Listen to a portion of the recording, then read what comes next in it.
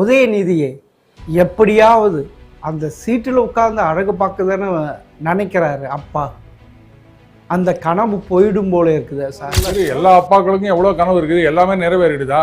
ஏதோ deputy CM மாதிரி ஆக்கினார்ல, அது வரைக்கும் சந்தோஷப்படுவீங்களா? இதுவே எத்தனை பேருக்கு கிடைக்கும் சொல்லுங்க? இந்த 26 எலெக்ஷன்ல திமுக அதிமுக அந்த ரெண்டு கட்சியிலையும் எல்லாருக்கும் இளைஞர்களுக்கே வாய்ப்பு கொடுத்திருந்தாலும் அவங்க ஜெயிச்சிருப்பாங்க. அண்ணாமலைக்கு ஏறக்குறைய 20 லட்சம் பேர் அதில் சேர்ந்து இருக்காங்க.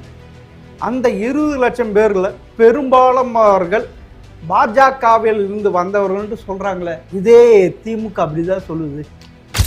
திமுகலேருந்து போனவங்க எல்லாம் எத்தனை பேர் இருக்காங்க? திமுகலே வந்து தாவேக்காக ஓட்டு போட்டவங்க எத்தனை பேர் இருக்காங்க? மதிமுக வைகோ சொல்றாரு, என் கூட்டில் இருக்கவங்க எல்லாம் விசிலுக்கு தான் ஓட்டு போட்டாங்கன்னு வெக்கம் இல்லாமல் சொல்லிட்டு இருக்கிறாரு. விஜய் வெர்சஸ் அண்ணாமலை, இதுதான் ஃபியூச்சரே தவிர நீங்க ஏன் உதயநிதி ஸ்டாலினை கொண்டாந்து உள்ள சொருகிறீங்கன்னு கேட்டேன். போதுமா? உதயநிதி 2 தேர்தலில் நின்ற 2 தேர்தலில் வெற்றி பெற்றார். அண்ணாமலை 2 தேர்தலில் நின்ற 2ம் தோற்றுவிட்டார். அப்படின்ற மக்கள் ஆதரவு யாருக்கு? சரி, ஜெயலலிதா அவர்கள் கூட தான் தேர்தலில் தோத்து போனாங்க 96ல். அப்போ வந்து அதே மாதிரி இப்போ ஸ்டாலின் அவர்களும் தோத்து போயிட்டார், முதலமைச்சராக இருந்தவர். பாத்தீங்களா, இப்போ ரெண்டும் சரியாயிடுச்சு. இது வரைக்கும் என்ன சொல்லியிருந்தாங்க திமுகல பாருங்க, முதலமைச்சராக இருந்து தோத்தது வந்து அதிமுக மட்டும்தான் அப்படின்னாங்க. இப்ப அது சரிசமம் ஆயிடுச்சு. இப்ப என்ன சொல்லுவாங்க அவங்க?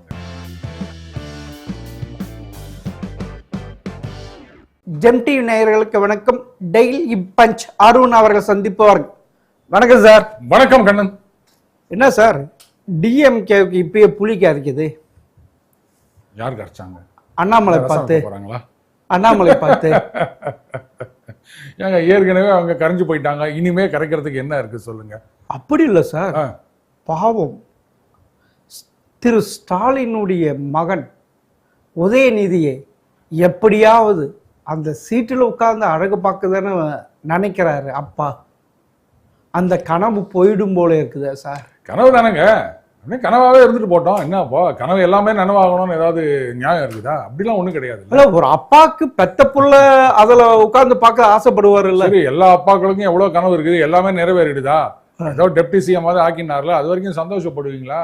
இதுவே எத்தனை பேருக்கு கிடைக்கும் சொல்லுங்க? இதே இவங்க கட்சியிலேயே கடைசி வரைக்கும் தொண்டனாவே இருந்து போஸ்டர் ஓட்டிட்டு கை தட்டிட்டு போறவங்களே எத்தனை லட்சக்கணக்கான பேர் இருக்காங்க. அவங்களுக்கு எல்லாம் ஒரு கவுன்சிலர் ஆகிறது கூட சான்ஸ் கிடைக்கல. இவருக்கு வந்து டக்கு டக்குன்னு, அதுவும் எப்போ ஒரு சில வருடங்களுக்கு முன்னாடி தான் சொன்னார், நான்லாம் அரசியலுக்கு வரமாட்டேங்க, வந்து எத்தனையோ பேர் வந்து கட்சிக்காக உழைத்தவர்கள்லாம் இருக்காங்க அப்படின்னு சொன்னவர் தான் இவரு. யாரு? உதயநிதி ஸ்டாலின் அவர்கள். அதே மாதிரி ஸ்டாலின் அவர் எங்க குடும்பத்திலிருந்து யார் அரசியலுக்கு வர மாட்டாங்கன்னார், அவரும் சொன்னார் தான். நீங்க அவரை வந்து குடும்பம்னு பார்க்க கூடாது. அவரு வந்து கட்சியில ஒரு தீவிர உறுப்பினர். எப்பல இருந்தெல்லாம் என்ன கேட்காதீங்க. அது தொண்டர்கள்லாம் விருப்பப்பட்டாங்க, கட்சியில இருக்கவங்க எல்லாம் சொன்னாங்க.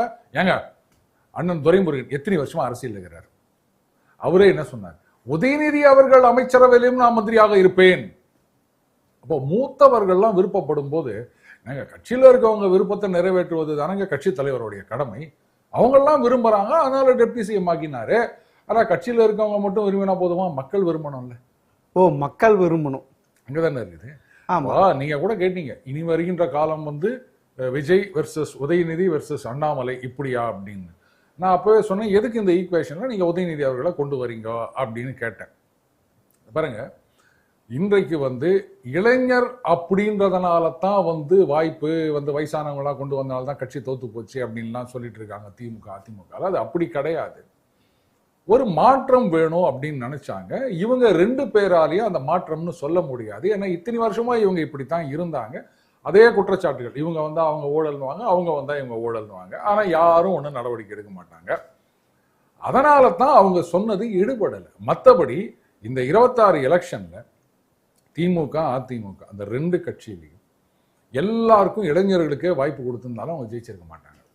ஓ, மக்கள் அவ்வளவு அதிருப்தியில இருக்கிறாங்க 2 திராவிட கட்சிகளை. மக்களை பொறுத்த வரைக்கும் அவங்க மாற்றம் வேணும்னு நினைச்சிருந்தாங்க. அதை வந்து இவங்களால கொடுக்க முடியாதுன்னு ஒதுக்கிட்டாங்க. இதான் விஷயமே தவிர இளைஞர்களை ஒதுக்கிட்டதுனாலன்றதெல்லாம் நான் சொல்ல மாட்டேன். ஆனா இன்னொன்னு சார், இப்ப அண்ணாமலைக்கு ஏறக்குறைய 20 லட்சம் பேர் அதுல சேர்ந்து இருக்காங்க. அந்த 20 லட்சம் பேர்ல பெரும்பாலானவர்கள் பாஜகவில் இருந்து வந்தவர்கள் சொல்றாங்களே, இதே திமுக அப்படிதான் சொல்லுது. திமுகலேருந்து போனவங்க எல்லாம் எத்தனை பேர் இருக்காங்க, திமுகலேருந்தே வந்து தாவேக்காக ஓட்டு போட்டவங்க எத்தனை பேர் இருக்காங்க, மதிமுக வைகோ சொல்றாரு எங்க வீட்டுல இருக்கவங்க எல்லாம் விசிலுக்கு தான் ஓட்டு போட்டாங்கன்னு வெக்கம் இல்லாம சொல்லின்னு இருக்கிறாரு. அதனால அந்த நம்பர் ஒரு விஷயம் கிடையாதுங்க. போன சண்டே அன்னைக்கு இந்த பரிமளா அன்கோ சினிமா காலையில புக் பண்ணும்போது பாத்தீங்கன்னா ஏ ரோ பி ரோ அந்த கடைசி 2 ரோ மட்டும்தான் புக் ஆயிருந்தது, மீதி எல்லாம் காலியா இருந்தது. உடனே எங்க ஓட்டமா சொன்னாங்க, இன்னும் யாருமே புக் பண்ணல, படம் எப்படி இருக்குமோ. நான் சொன்னேன், பார்த்தேன், ஜெயராம் ஊர்வசி இருக்காங்க, நல்லா நடிப்பாங்க, சும்மா போலாம், என்ன அப்போ ஒரு காமெடியாவும் இருக்கு அப்படின்னு போனேங்க.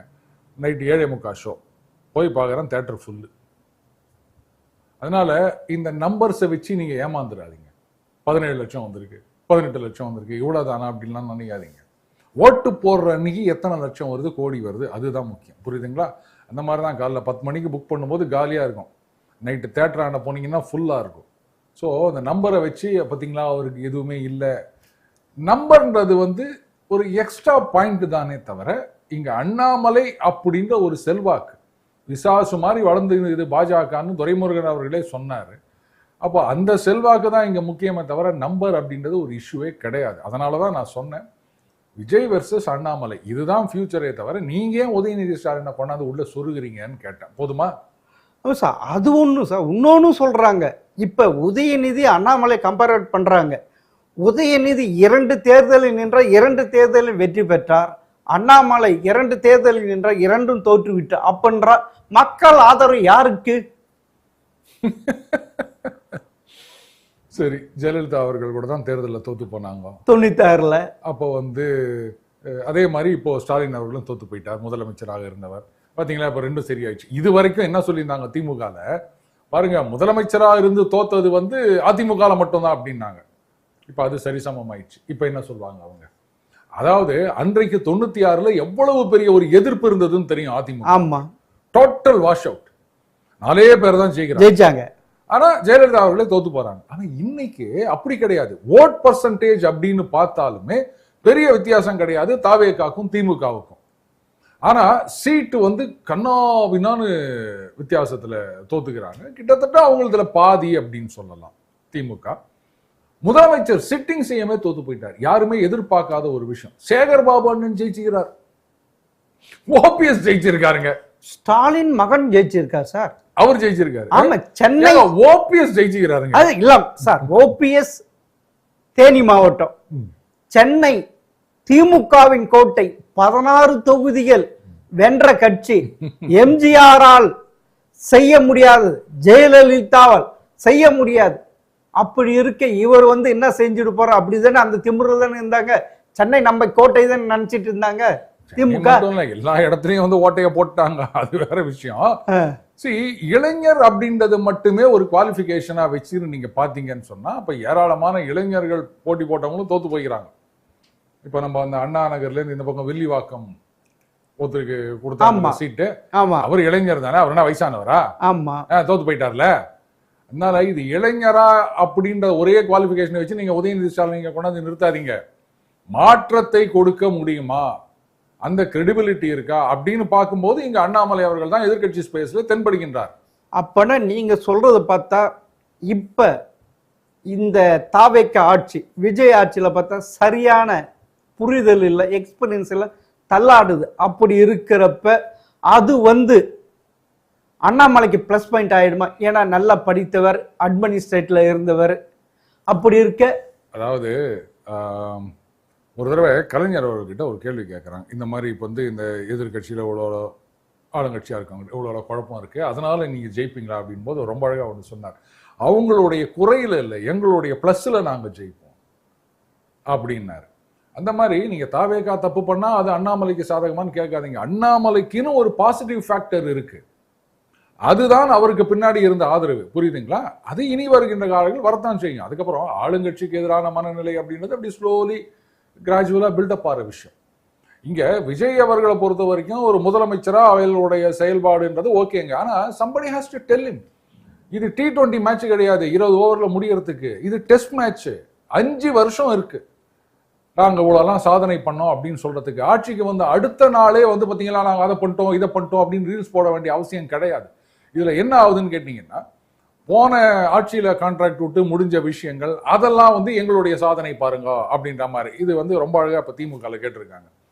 நீங்க வந்து அங்க போயிட்டு தமிழ்நாடு 2வது பெரிய மாநிலம், பொருளாதார வளர்ச்சியில, அதுக்கப்புறம் பெண்கள் அதிகமாக இங்கு வேலையில இருக்கின்ற மாநிலம் அப்படின்லாம் சொல்றீங்களா? இதெல்லாம் என்ன நீங்க ஆட்சிக்கு வந்த 10 நாள்ல பண்ணி முடிச்சிங்களா? இதெல்லாம் வந்து திராவிட கட்சிகளுடைய ஆட்சியில நடந்த விஷயம் தானே. அப்ப இவ்வளவு நாளா எங்க ஆட்சியை நீங்க குறை சொல்லிட்டு இந்த சாதனையைத்தானே நீங்க அங்க கொண்டு போய் சொல்லியிருக்கீங்க. அட்லீஸ்ட் 1 வருஷம் 2 வருஷம் கழிச்சு இதை சொல்லியிருந்தா கூட பாத்தீங்களா அந்த 2 வருஷத்துல நாங்க ஏதோ மாத்திட்டோம் அப்படின்னு கூட சொல்லிக்கலாம். வந்து 1 மாசம் கூட ஆல அங்க போயிட்டு வாங்க இவ்வளவு பண்ணிட்டோம் அவ்வளவு பண்ணிட்டோம் அப்படின்னு சொல்றீங்கன்னா இது நீங்க பண்ணலைங்க, நாங்க பண்ணது.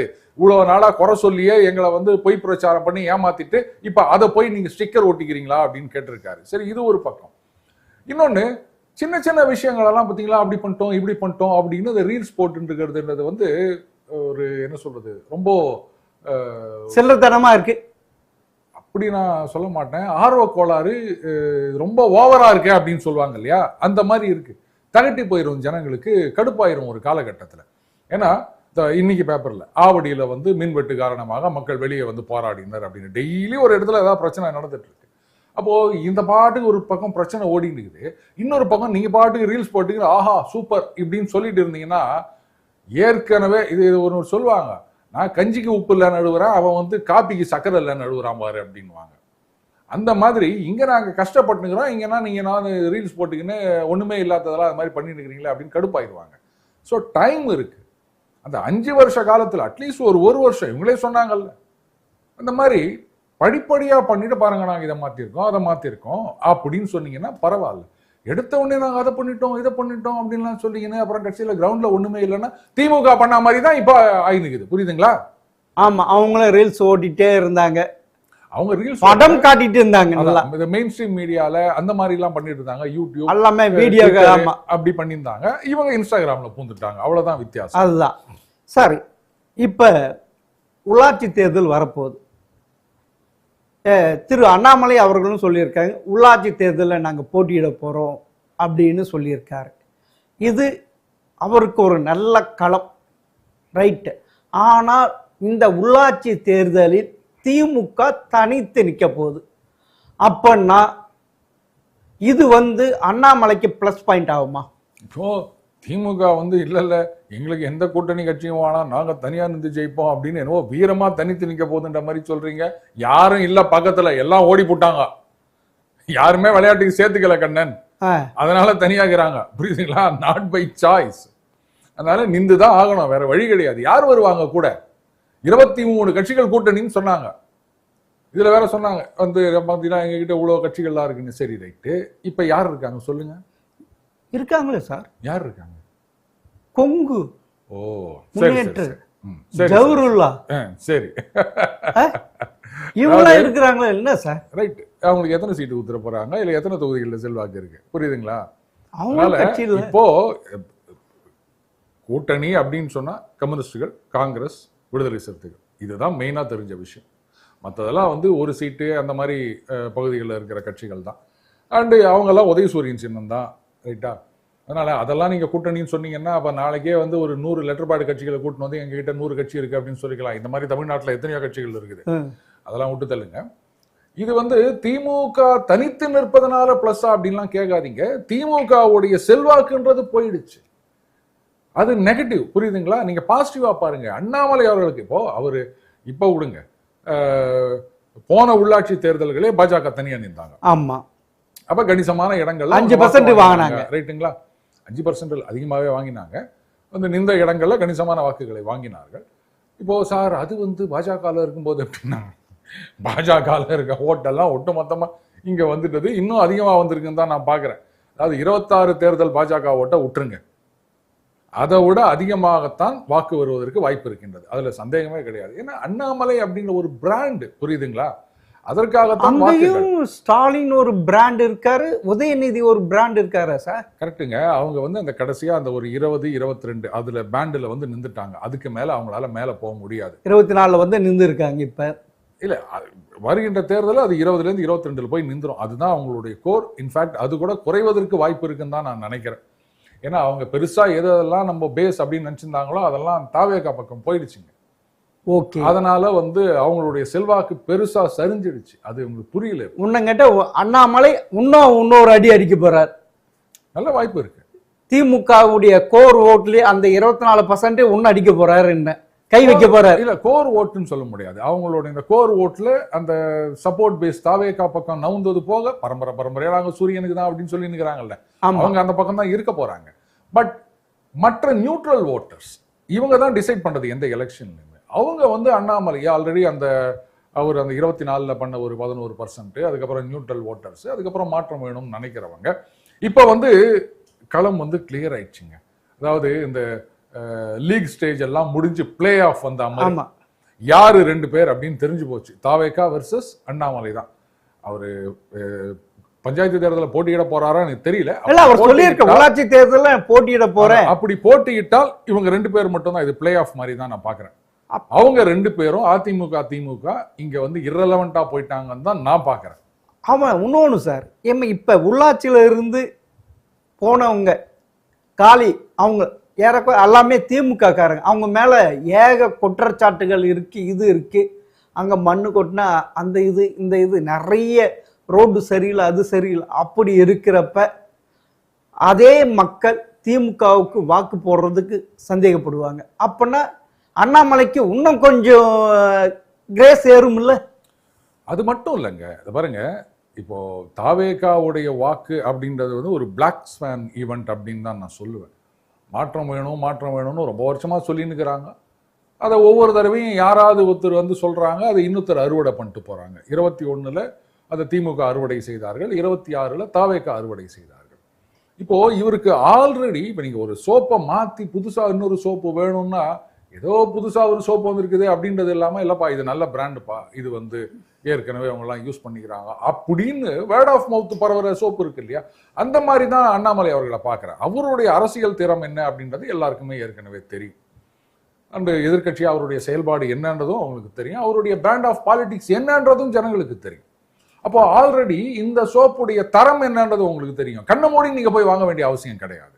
அப்போ ஆல்ரெடி மார்க்கெட்ல இருந்த சூரியன் சோப்பும் இலை சோப்பும் இப்போ வந்து ஒன்றும் இல்லாமல் போயிடுச்சு அப்படின்னும் போது விசிலா இல்ல அண்ணாமலை அவர் என்ன சின்னமோ அதுவா, இப்படித்தான் இங்க போட்டி இருக்கின்றது. அப்பனா இந்த உள்ளாட்சி தேர்தலில் திமுகவை அண்ணாமலை காலி பண்ணிடுவார் அப்படி எடுத்துக்கலாமா? அவங்க ஓட்டு அதை வந்து மேபி இன்னும் கொஞ்சம் பெருசா ஒரு ஆணி அடிப்பார் அப்படின்னு சொல்லலாம். அதிமுக மாதிரி.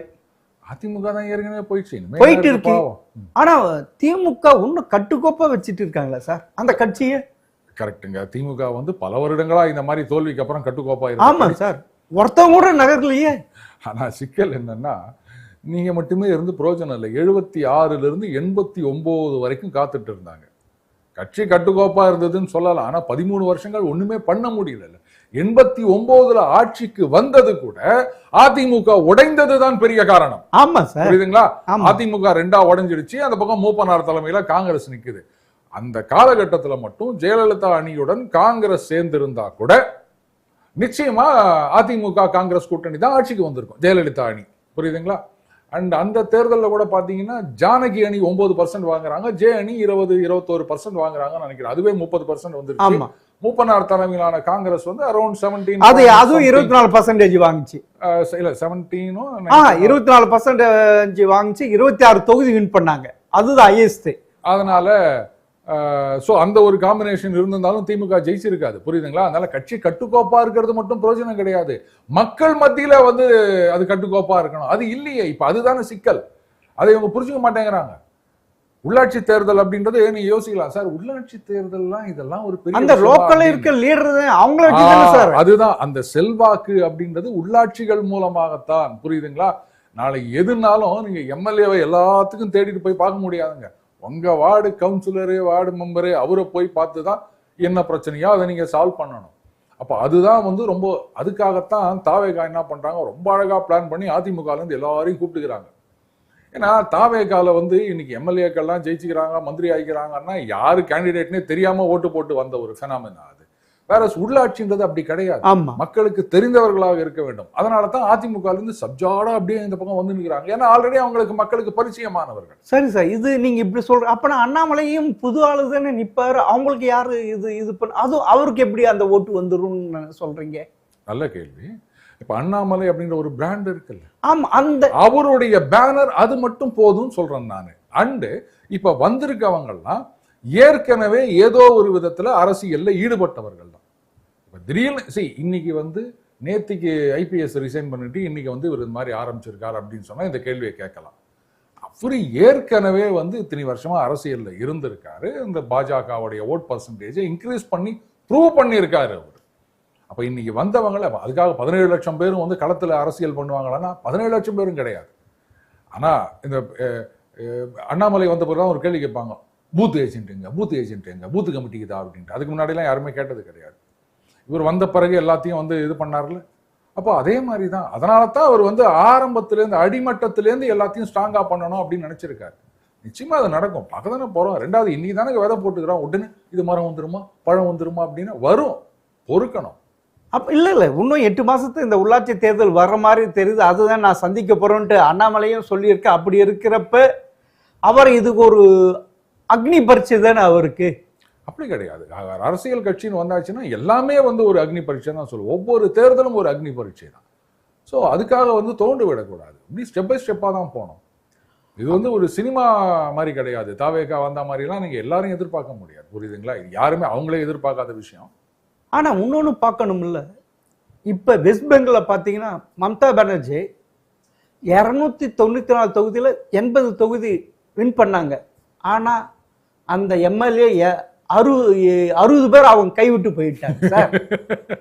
அதே மாதிரி எல்லாம் ஓடி போயிட்டாங்க. ஆமா, அதே மாதிரி எம்பி ஓடி. ஆனா திமுக யாரும் ஓடல பாருங்க. அப்பனா அவர் கட்டுக்கோப்பா இருக்கிறாங்க இல்ல அடிமையா இருக்கிறாங்களா? அப்படி இல்லைங்க. திமுகலேருந்து வந்தா பெருசா தாவேக்கால சேர்த்துக்க மாட்டாங்க. அதிமுகவை அவங்க சேர்த்துக்கிறாங்க. ஏன்னா திமுக தீய சக்தி, திமுகவுக்கும் தாவேக்காவுக்கும் தான் போட்டி அப்படின்னு சொல்லிட்டு இருந்தாங்க. அப்படி இருக்க திமுகலேருந்து வரவங்களை சேர்த்துக்கினா ரொம்ப அசிங்கமாகும். அடுத்தது அங்கேருந்து சேர்த்துக்கிறத விட அதிமுகவை உடைக்கிறதுன்றது சுலபம். ஏங்க ஈஸியா இருக்கிறத விட்டுட்டு நீங்க ஏங்க கஷ்டப்பட்டு இதெல்லாம் பண்ணிட்டு இருக்கணும்? இவங்க கிட்ட 47, அவங்க கிட்ட 59, அப்ப அந்த 2/3 போது நம்பர் குறையுது இல்லை. அதை பண்ணுவோமா, அதை விட்டுட்டு அங்க போயிட்டு கையை வச்சுட்டு இருப்போமா? இப்ப அவங்களுக்கு வந்து அந்த எம்பிக்கள் வேற இருக்காங்க, 22 எம்பி இருக்காங்க. மத்திய ஆட்சியுடன் அவங்க எப்படி போவாங்க அப்படின்னு சொல்ல முடியாது. எது வேணாலும் நடக்கலாம். அதனால அங்க கை வைக்கிறதுன்றது தேவையில்லை.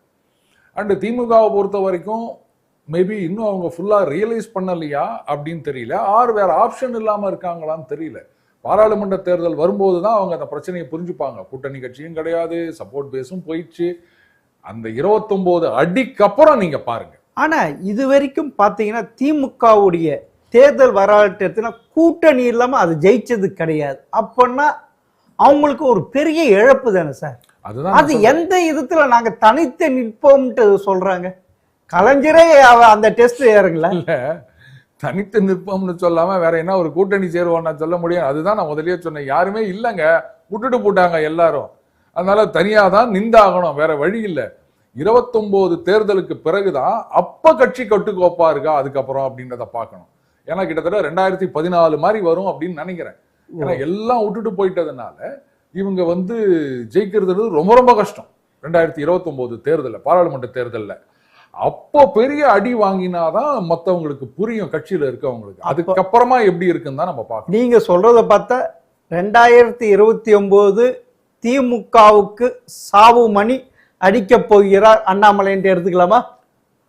அப்படி சொல்ல மாட்டேன். நான் எப்பவுமே வந்து யாரையும் அழிக்கணும் இந்த கட்சி இல்ல அவங்க இல்ல சார், எது விதைச்சியோ அதுதான் அறுவடை செய்ய முடியும். கரெக்ட். வினை விதித்த வினை அறுப்பா, திணை விதித்த திணை அறுப்பான். ஏதோன்னா நீங்க அறுத்துட்டு போங்க. என்ன பொறுத்த வரைக்கும் ஒரே அடியா அழிச்சிடணும் அப்படின்றதெல்லாம் எதுவும் பேச மாட்டேன். எக்ஸப்ட் 2 கட்சிகள் அது வந்து நாட்டில் இருக்கக்கூடாதுன்னு சொல்ல. ஒன்னு காங்கிரஸ், இன்னொன்னு கம்யூனிஸ்ட். மற்றபடி இருந்துட்டு போட்டோம். ஆனா அது ஆல்சோ ரன் அப்படின்ற மாதிரி இருக்கட்டும். அதுல என்ன வந்தது? ஜெயிக்க போறது கிடையாது, அவ்வளவுதான். ஆனா இன்னொன்னு சார், எடப்பாடிக்கு இப்பதான் ஞானோதயம் வந்ததான்னு தெரியல. இப்ப அண்ணாமலைக்கு பிறந்த நாள் வந்த உடனே இந்த ஜூன் 4ஆம் தேதி 5ஆம் தேதியோ, அதாவது அதுக்கு ஓடி அவர் தான் ஃபர்ஸ்ட் ஓடி போய் வாழ்த்து தெரிவிச்சார். இல்ல, இந்த குதிரை ஓடி போன பிறகு லாயத்தை பூட்டுவாங்கன்னு சொல்லுவாங்க. ஆமா, அந்த மாதிரி இத வந்து போன வருஷமே பண்ணிருந்தாங்க. ஏப்ரல் அலையன்ஸ் 2024 பண்ணி இருந்தா கூட 24 கொடுங்க, 25ல அலையன்ஸ் அனௌன்ஸ் பண்ண பிறகு அதுக்கப்புறமா பண்ணிருந்து ரைட்டுங்க அவரே வந்து என்ன சிஎம் ஆகணும்னு சொல்லிட்டாரு, அதனால பழசெல்லாம் மறந்துடுவோம், என்ன நாங்க பேசாததா நீங்க பேசாததா, அதெல்லாம் கூட்டணியில இருக்கும்போது ஒன்று பேசுவாங்க, வெளில போன பிறகு ஒன்று பேசுவாங்க, இதெல்லாம் அரசியல்ல சகஜமாப்பா, இப்ப நம்ம ஒன்னா சேர்ந்துட்டோம் அப்படின்னு சொல்லிட்டு அன்னிலேருந்தே அண்ணாமலை அவர்களை கூட சேர்த்துக்கின்னு பிரச்சாரத்துக்கு போறது இந்த மாதிரி எல்லாம் பண்ணியிருந்தாங்கன்னா இன்னைக்கு அதிமுக இந்த அளவுக்கு ஒரு இழப்பை சந்தித்திருக்கலாம், ஜெயிச்சிருக்கலாம். அந்த இழப்பையும் அந்த கரையறதையும் அதான், ஏன்னா அண்ணாமலைக்காக இந்த பக்கம் வந்தவங்களுடைய வாக்குகள் இப்ப வரல இந்த எலெக்ஷன். ஆமா, அதுதான் அவங்க பண்ண தப்பு. அவங்க என்ன நினைச்சாங்க, இது வந்து அதிமுக மட்டும் இல்ல எல்லா கட்சிகள்லயும் இருக்குது, அண்ணாமலை மாதிரி ஒரு அரசியல்வாதியா வளர விட்டோம் அப்படின்னு சொன்னா நாளைக்கு நமக்கு பிரச்சனை. எல்லா மாநில கட்சியும் வந்து பாஜக ஆட்சிக்கு வந்துடக்கூடாதுன்னு ஏன் பயப்படுறாங்கன்னா, ஒரு தடவை அவங்க கையில ஆட்சிக்கு போயிடுச்சுன்னு சொன்னா, எக்ஸப்ட் கர்நாடகா வச்சுக்கோங்களேன், அங்க வந்து இவங்க வந்து வட மாநிலத்துல இருக்கிற அமைப்பு மாதிரி இல்லாம இவங்க வேற மாதிரி, அதனாலதான் சோ வந்து உக்காந்துட்டாங்கன்னா அதுக்கப்புறம் அவங்களை நீங்க அசைக்க முடியாது.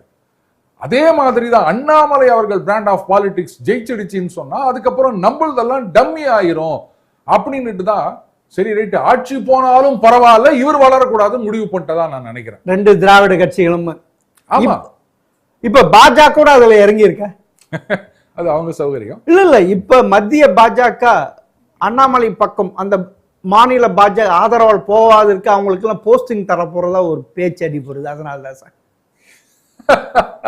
கண் கெட்ட பிறகு சூரிய நமஸ்காரம். அதாவது இந்த நீங்க போஸ்டிங் கொடுக்கறதுனால மட்டுமே ஒரு கட்சி ஜெயிச்சு ஆட்சிக்கு வந்துருமா? இல்ல, தடுக்கிறாங்க, போகாம தடுக்கிறாங்க.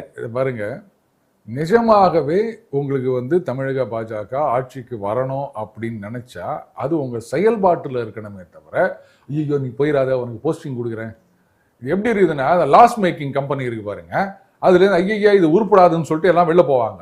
அப்ப வந்து நீ போவாத, நான் உனக்கு சம்பளம் அதிகமாக கொடுக்குறேன் அப்படின்னா இன்னைக்கு கொடுப்பேன், எத்தனை நாள் கம்பெனி இருக்கும், இழுத்து முடிட்டு போயிட்டியானா? அந்த மாதிரி தான் எப்ப வந்து நீங்க இவ்வளவு நாள் கொடுக்காம இப்ப போஸ்டிங் கொடுக்குறேன்னு சொல்றீங்களோ அப்பவே இட்ஸ் சிங்கிங் ஷிப்னு தெரியலையா? அதாவது இன்னைக்கு அண்ணாமலை பின்னாடி போயிருக்காங்கன்னா அவங்களுடைய நோக்கமும் பாஜகவுடைய தமிழக பாஜகவுடைய நோக்கமும் ஒண்ணுதான், தமிழக பாஜக ஆட்சிக்கு வர வேண்டும்.